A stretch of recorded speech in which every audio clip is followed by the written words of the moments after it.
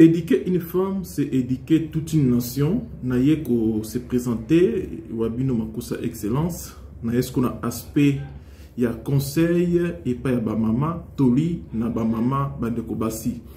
Par rapport à moi de la femme, ce qui boko sepela na batoli oyo, bo komela ngai pona et permettre que chaque fois to pesa kabino batoli pona et aider bandeko na biso oyo bozali bandeko basi.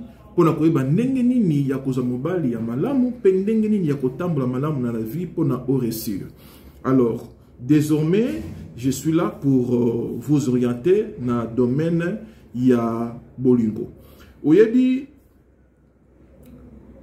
eloko moko oyo lelo eza kosala ke bana basi ebele ba raté mabala bazali ko sala confiance na beauté na bango, confiance na aspect physique na bango.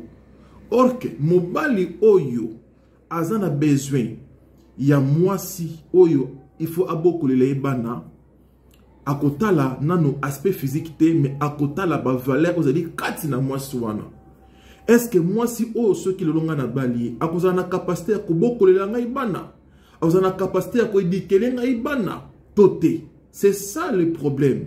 Bana basi bazali trop na confiance ya bango moko eza kosala que lokola atangi mingi, lokola akitoko makasi, amoni ke mobali o il faut balaye, il faut azala kaka na niveau oye azo lingila. Donc azala riche, azala atangi pe mingi, or ce n'est pas ça. Oyo Nzambe peut-être abongiseli yo na la vie. Bandeko basi côté wana, il faut bozala sage. Toli pour la mama.